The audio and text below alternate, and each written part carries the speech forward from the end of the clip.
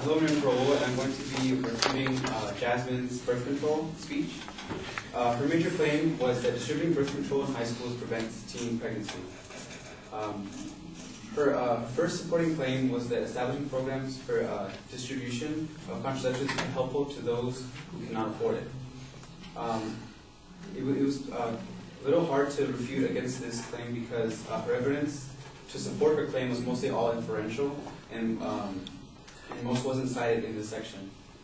Any evidence given didn't help the supporting claim because it did not show if distributing contraceptives actually helps or prevents teen pregnancies. There was an example of catch that was used in New York, and there weren't any statistics or anything like that. And I don't feel like that New York was enough to accept the claim because it wasn't for the general public. Her second supporting claim is that having access to the pill gives teens the ability to feel safe if they do choose to have sex. There was also lack of evidence or statistics in the section, and again, it was mostly inferential. When it said that students are more likely to use condoms, there wasn't any citations or anything whatsoever. So, I asked myself, according to who would actually did this apply to? There was also some unnecessary info.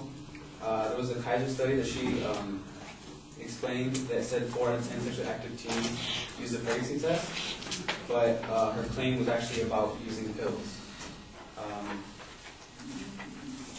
Like I said, the irrelevant data, the study may have been good for America, but not to the general public. This claim, the third claim was that people who are given these means to acquire contraceptives do not always engage in sexual activity. There was a study in Spain that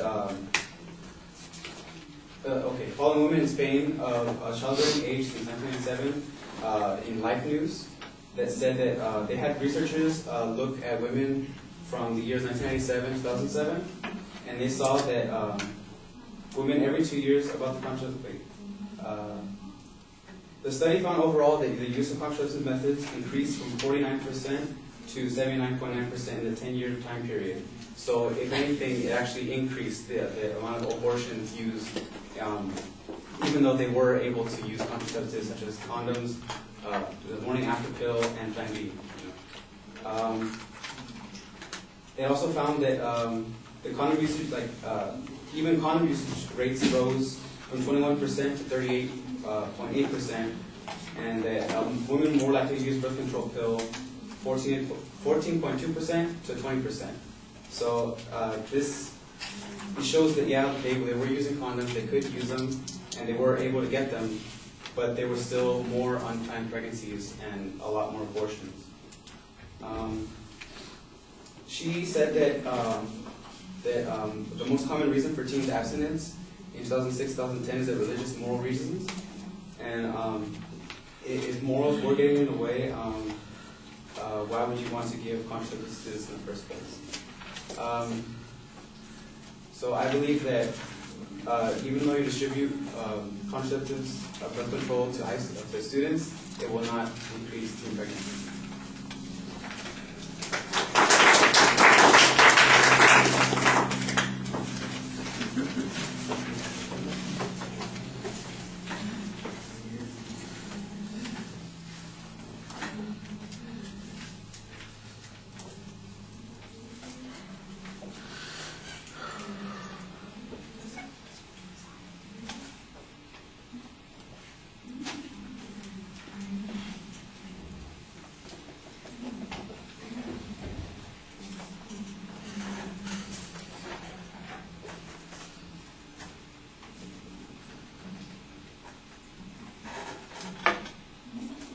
It sounds like somebody's static-y radio. Is there something going on over there?